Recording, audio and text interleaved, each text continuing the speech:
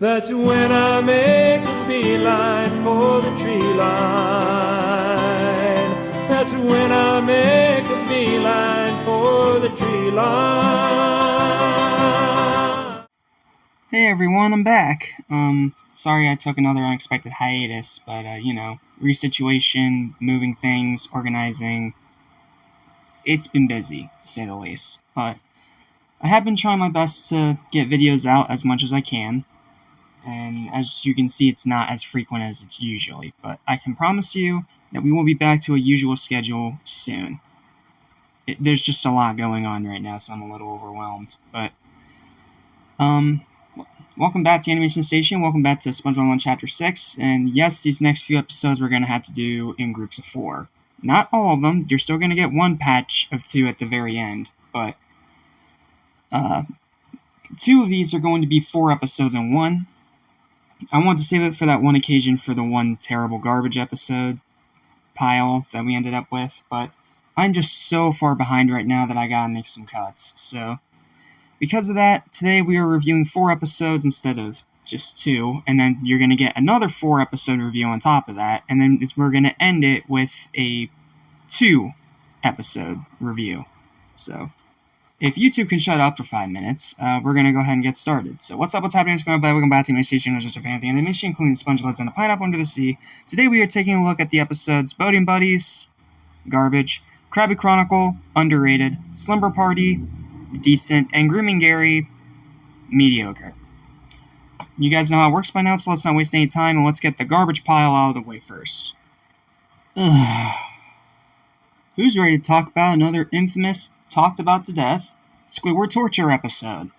Because I'm sure not, and this is probably one of, if not the absolute worst in the category. Like, oh my goodness, this episode is so bad.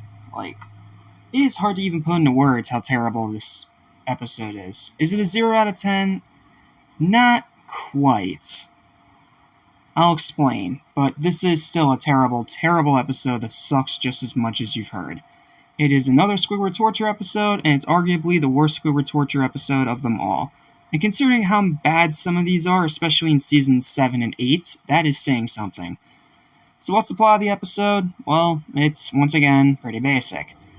SpongeBob annoys Squidward. Squidward tries to drive away from SpongeBob, ends up hitting a stop sign, ends up getting sent to boating school where he has to keep dealing with SpongeBob, and torture ensues.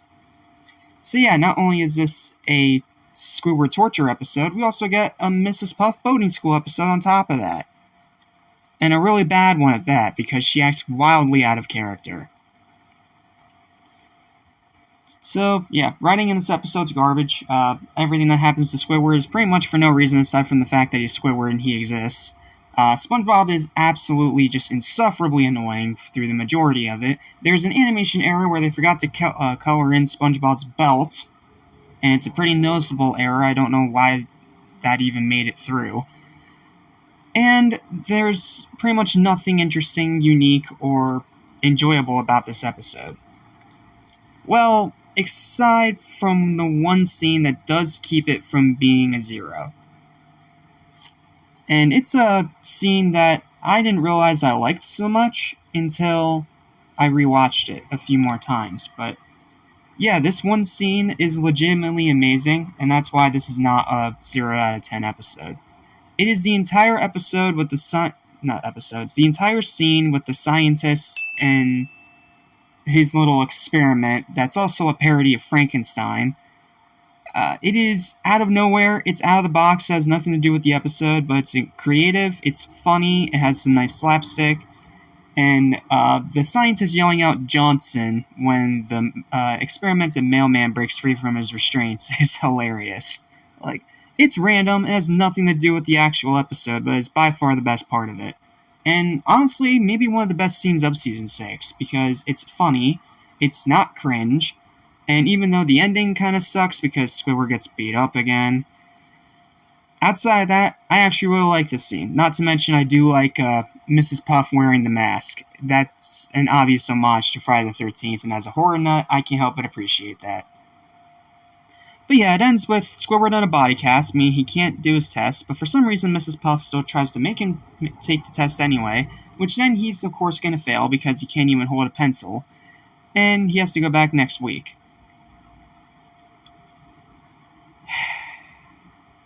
Terrible garbage episode, but that one scene keeps it from being bottom of the barrel.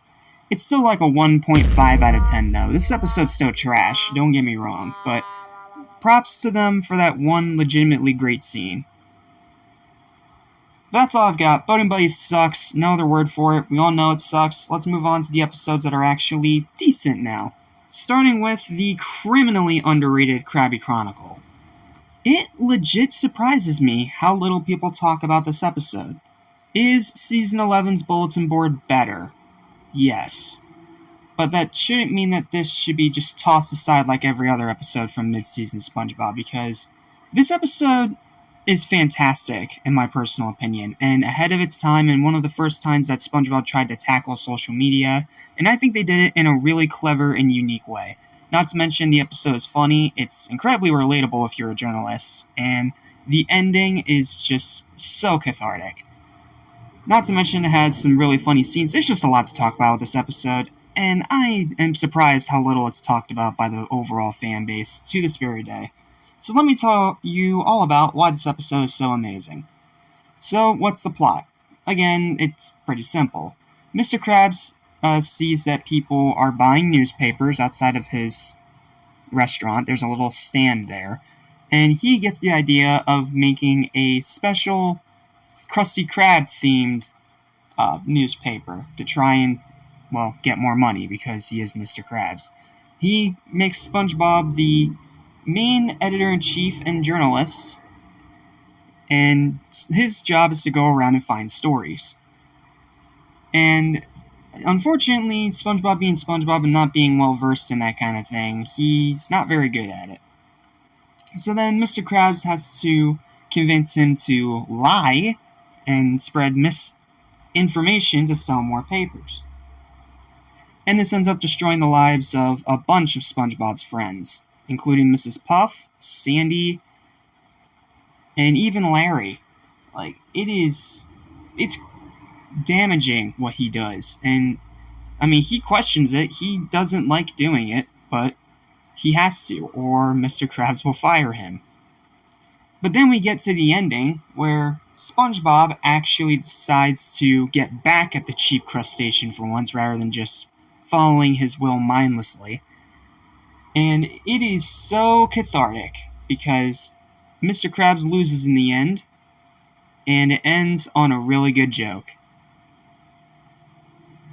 There's a lot to talk about with this episode, so let's continue onward with the highlights. And this was really hard for me, because there are a lot of really good highlights here. I love the scene where it shows like a montage of what's happening to all of SpongeBob's friends because of the misinformation that he's writing about in the papers. But I will admit that's more for a realism thing and not for an actual, like, enjoyable part of the episode. Because that part of the episode, like, oh man, it's a little crushing seeing how much it affects all of SpongeBob's friends. Except for one, and it's the highlight of the episode, it's the entire gag with Patrick and the light pole. Like, first, it starts out funny right away because SpongeBob's looking for stories and there is a bunch of chaos happening. But he decides that the most interesting thing out of everything that he sees is Patrick standing next to a pole. And of course, it doesn't go over well with Mr. Krabs, so he tells him to lie, and the lie is local resident Mary's pole. And you'd think it would end there, but then it actually comes back at the very end of the episode where Patrick actually got married to the light pole. And the pole's like wearing a skirt and everything. I can't even say it without laughing. It is so ridiculously funny. Like, it shouldn't be funny. I mean, it's Patrick being Patrick, but the way that it also works around SpongeBob also acting in character is just perfect. Like, that is probably my favorite thing in the episode. It's so funny. But then my other highlight has got to be my second favorite part of the episode, which is the way that SpongeBob gets Krabs back for making him write all that terrible misinformation nonsense. And it is a story about how Krabs abuses his workers. And the way that SpongeBob doesn't show it to Krabs, he's able to just convince him, hey, it's a surprise, don't look at it, and Krabs just doesn't, even though he probably should have, because SpongeBob was looking at him like a crazy person. Then Krabs is immediately met with all the scorn of the Bikini Bottomites. He loses all his money, and he's back at square one. A very cathartic ending, and I'm glad to see SpongeBob finally get a win over this cheap crustacean for once. And then you add on the ending joke with Patrick actually marrying the pole. Yeah. Great episode, plain and simple. If I had to make one little nitpick about it, it's that maybe the second half drags a little bit because we have to deal with not one but two tries of SpongeBob trying to convince Mr. Krabs that what they're doing is hurting people, and both times Krabs just acts like Krabs, so... Yeah, I mean, it is a little bit of, like, mid-season annoying cheap Krabs, but in the same time, they make it work for the plot, so I can't really be mad at it, because if this was, like, pre-movie Krabs, this would have probably not worked. But because it's mid-season Krabs, who cares about nothing but money, it works tremendously well. And seeing SpongeBob get back at him, cathartic. All the jokes in the episode are great. And it is a surprisingly realistic commentary about journalism and the dangers of it. So, yeah, Bulletin Board may be a better episode, but this is still a great one. Final Verdict is an 8 out of 10. If for whatever reason you have not seen this episode yet, I highly implore that you give it a watch. Will it trigger you a little bit if you are a journalist that has been in this kind of situation? Probably. But if you can get over that, you're in for a really funny, very topical episode that I can definitely recommend as one of the best of Season 6. Okay. All that praise is done, now let's move on from a great episode to a solid episode with Slumber Party. This episode shouldn't be this good. Like, it really shouldn't. It sounds like the most usual humdrum SpongeBob episode you can think of. Pearl kicks Krabs out of the house to have a slumber party with their friends, and Krabs keeps trying to sneak SpongeBob in. That's pretty much the plot of the episode. But in a weird way, it kind of works, and it actually has a pretty cool moment at the end. So, let's talk about it. So, as I've already explained the plot to you, Pearl wants to have a night out with her friends. And when that fails, because Krabs is being Krabs, he's being a cheapskate as per usual, Pearl kicks Krabs out of the house and brings all her friends into the house instead to have their girls' night out. So, Krabs, being suspicious and a little overprotective, uses SpongeBob to try to keep getting into this party multiple times as like a spy. But it ends up backfiring because multiple times SpongeBob gets denied. I mean, he dresses as a pizza person, that doesn't work. He tries to tell him off, that doesn't work.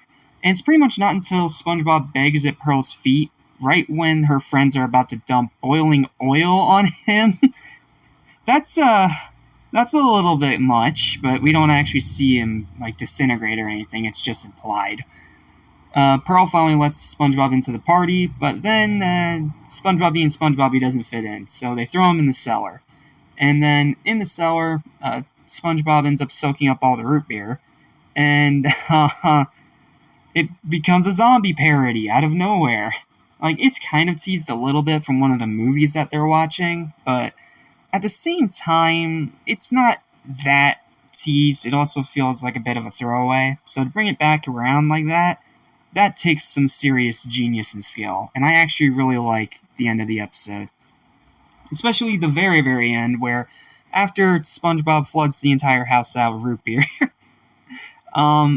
Pearl has a beach reservation at the Goo Lagoon for her night out, and Mr. Krabs is kept far, far away. And SpongeBob is still filled with some of that root beer, and he tries to give a glass of it to Krabs as the episode ends. Oh, that shouldn't work, but again, it's mid-season SpongeBob actually proving that it does have some creativity left in its tank. There was a decent bit of highlights with this episode. I actually struggled a bit to try to figure out which highlights to actually include here. My first highlight is actually a bit of a subtle one. It's a giant list of things that Krabs tries to, lay down ground rules for Pearl with this party. And one of the things on there says no eating after midnight. That is a cute and nice little reference to Gremlins. And I actually really, really like it whenever we get cool little homages or parodies to horror movies like that. So, yeah. Call me biased. I love the little Gremlins reference. It's so cool.